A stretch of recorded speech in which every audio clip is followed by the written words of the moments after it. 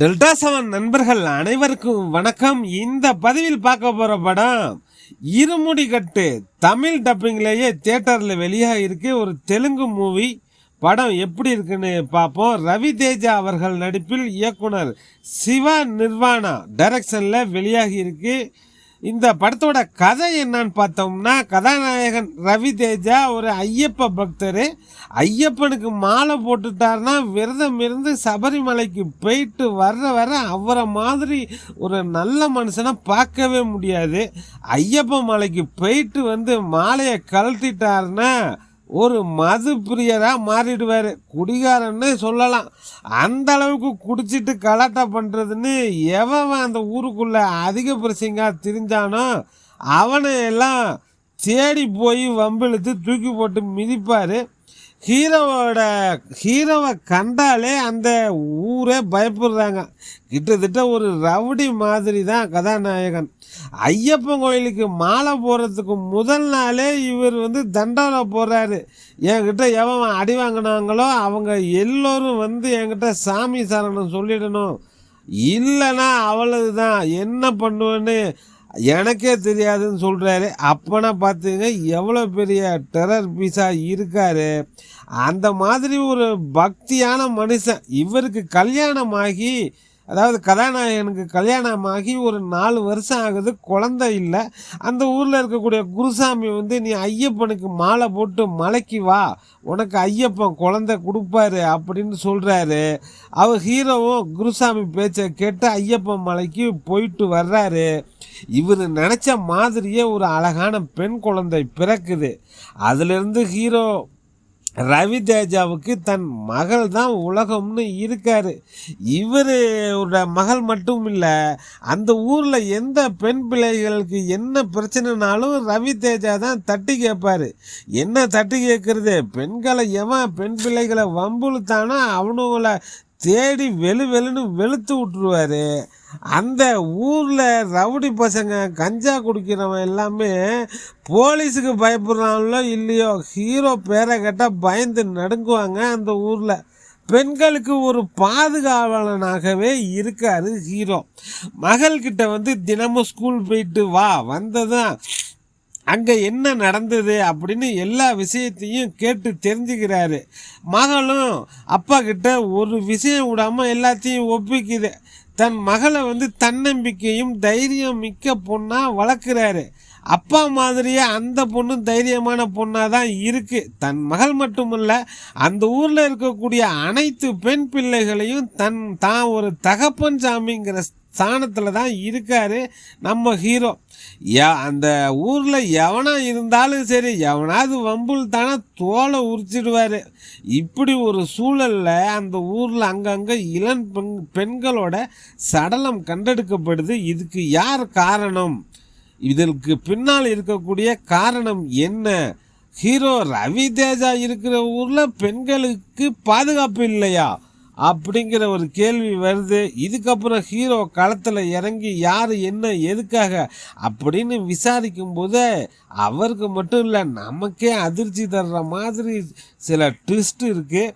அந்த ஊரில் நடந்த இளம் பெண்கள் மரணத்துக்கு பின்னால் உள்ள காரணம் என்னங்கிறது தான் இந்த படத்தோட மொத்த கதை. இந்த கதையை ஒரு லைனில் சொல்லணும்னா, கதாநாயகன் ஐயப்ப சாமிக்கு 40 நாள் விரதம் இருந்து மாலை போட்டு மலைக்கு போயிட்டு வர்றாரு. அப்படி அவர் மாலை போட்டு விரதம் இருந்து அந்த மலைக்கு போகிற அந்த டைமில் பக்தி பலமாக மாறி தான் உண்டு தான் வேலை உண்டுன்னு இருப்பார். அதுவே மலைக்கு போயிட்டு வந்ததுக்கு அப்புறம் மிச்சம் இருக்கிற நாள் முழுவதும் குடிசாமி தான். அதாவது குருசாமியாக இருந்தவர் போத குருவாக மாறிடுவார். மாலை போட்டு விரதம் இருக்கிற நாள் தவிர மற்ற வருடத்தில் மற்ற நாள் முழுவதும் எந்நேரமும் போதையில் தான் இருப்பார். அவருக்கு ஒரு அழகான பெண் குழந்தை பிறந்ததும் அவர் வாழ்க்கையை மாற்றிக்கிறாரு. தன் மகள் கேட்டுக்கொண்டதால் குடிப்பழக்கத்தை எல்லாம் விட்டுடுறாரு. இப்படிப்பட்ட சூழலில் ரவி தேஜாவோட குருசாமிக்கு டீனேஜ் வயசில் ஒரு பொண்ணு இருக்குது. அந்த பொண்ணு ஸ்பெஷல் கிளாஸ்ன்னு படிக்க போன பொண்ணு திரும்பி வரவே இல்லை. அந்த பொண்ணு ஊரே தேடுது. ஹீரோ உட்பட எல்லோரும் அதை தேடும் போது அங்கே சில சடலங்கள் கண்டெடுக்கப்படுது. அப்போ மட்டும் இல்லை, அதற்கு முன்பும் சில சடலங்கள் கண்டெடுக்கப்படுது. அந்த இளம்பெண்கள் சடலமாக கிடைக்க என்ன காரணம் அப்படிங்கிறது தான் இந்த படத்தோட மொத்த கதை. யார் இயக்குனராக இருந்தாலும் தன்னோட அழுத்தமான முத்திரையை பதிச்சிடுவார் ஹீரோ ரவி தேஜா. அது எந்த படமாக இருந்தாலும் சரி, அந்த படத்தில் ராஜமௌலியே இயக்குனராக இருந்தாலும் சரி, அந்த படம் ராஜமௌலி படமாக இருக்காது, ரவி தேஜாவோட படமாக தான் இருக்கும். அந்தளவுக்கு தனக்குன்னு ஒரு தனி ரசிகர் கூட்டத்தை ஆந்திராவில் கையில் வச்சிருப்பவர் தான் ரவி தேஜா. வழக்கமான ஆட்டம் பாட்டம் டூயட்னு காமெடின்னு கலந்து கட்டி நடிப்பார். இந்த படத்தில் வித்தியாசமான கதாபாத்திரத்தை ஏற்றுக்கொண்டு பிரமாதமாக நடிச்சிருக்காரு ரவி தேஜா. அவரோட அனுபவமிக்க நடிப்பு படத்துக்கு பெரிய பலம். ஆக்ஷன் எமோஷ்னல்னு எல்லா காட்சிகளிலுமே ரொம்ப அவருடைய அனுபவ நடிப்பு எமோஷ்னலுக்கு ரொம்ப உதவியாக இருக்குது. பெண் குழந்தைகளுக்கு அவர் சொல்கிற அறிவுரை எல்லாமே சூப்பராக இருக்குது. தனக்கு கொடுத்த கதாபாத்திரத்தை அளவான நடிப்பு மூலம் நிறைவாக செஞ்சுருக்காங்க கதாநாயகி பிரியா பவானி சங்கர்.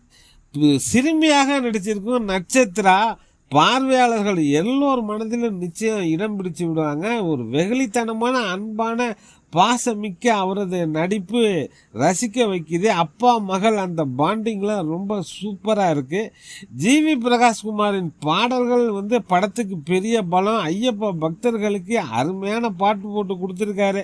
இனிமேல் ஐயப்ப பக்தர்கள் போகிற வண்டியிலெல்லாம் இந்த பாடல் தான் ஒலிக்குங்கிற அளவுக்கு ஜிவி பிரகாஷ் சூப்பராக பாட்டு போட்டு கொடுத்துருக்காரு ஐயப்ப பக்தர்களுக்காக. யதார்த்தமான மனதை தொடும் எமோஷனல் காட்சிகள் படத்துக்கு பெரிய பலம். இந்த கதை நம்ம யூகிக்கிற மாதிரிலாம் இருக்காது. நாம் ஒன்று நினச்சா திரையில் வேற ஒன்று நடக்கும். பெண் குழந்தைகள் பள்ளி செல்லும் சிறுமிகளுக்கு எப்படிப்பட்ட பாதுகாப்பு தேவை, பெற்றோர்கள் பெண் குழந்தைகளை எப்படி கையாள வேண்டும், எப்படி வளர்க்க வேண்டும் என்று ஒரு விழிப்புணர்வு படமாகவே இந்த படத்தை டைரக்ட் பண்ணியிருக்காரு. டைரக்ட் பண்ணி நம்ம கவனத்தையும் ஈர்த்திருக்காரு இயக்குனர் சிவா நிர்வாணா. சவுத் இந்தியா முழுவதும் இந்த படம் மிகப்பெரிய வெற்றி பெறுவதற்கான அனைத்து வாய்ப்புகளும் இருக்குது. கிளைமேக்ஸ் நீங்கள் கண் கலங்காமல் இந்த படத்தை பார்க்கவே முடியாது. அப்படிப்பட்ட எமோஷனல் காட்சிகள்லாம் படத்தில் இருக்குது. பெண்களுக்கு இந்த படம் ரொம்பவே பிடிக்கும். குடும்பத்துடன் பார்க்கக்கூடிய படம் தான். பார்க்கணும்னு நினைக்கிறவங்க பாருங்கள். டெல்டா 7 நண்பர்களுக்கு நன்றிகள் பல.